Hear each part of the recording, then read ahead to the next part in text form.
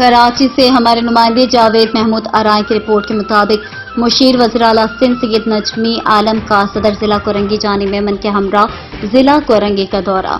सैयद नजमी आलम ने जिला कोरंगी में मुख्तलिफ इलाकों का दौरा किया और निकासियात की सूरत हाल का जायजा लिया।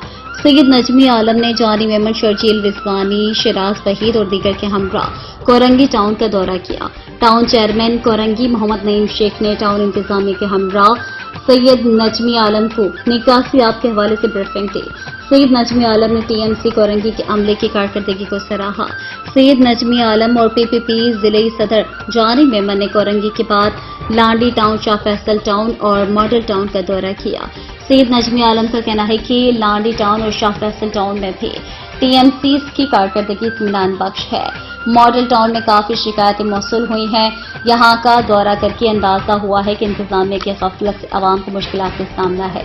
सैयद नजमी आलम का मज़ीद कहना है कि फौरी तौर पर MD water board, municipal commissioner और दीगर हुकाम से राब्ता किया है।